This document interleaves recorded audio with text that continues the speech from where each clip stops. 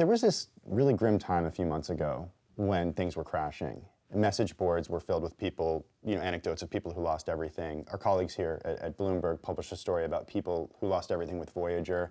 I mean, there were people who were talking about self-harm in these forums. And I'm just wondering what we've heard from the industry over that period of time. I wouldn't say there's been a ton of self-flagellation or even kind of explicit, whoops, our bad.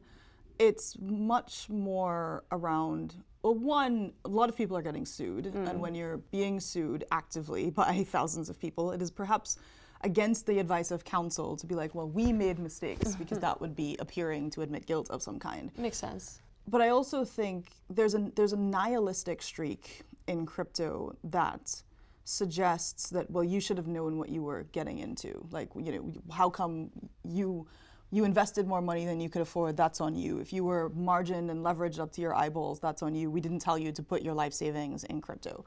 And I do think that's a problem for the industry, because it's the kind of rhetoric that regulators do not seem best pleased by, because it reminds them of things like the earlier days of sports betting and gambling before those were recognized as, having potentially addictive properties, and the messaging around that really had to change.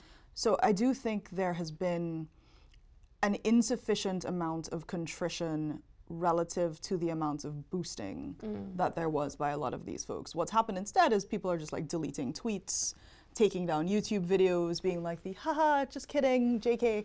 And I don't think that that is necessarily endearing themselves to the people who did lose everything. But again, there's always a new buyer, right? There's always somebody who's coming in for the first time, and I worry about that new buyer.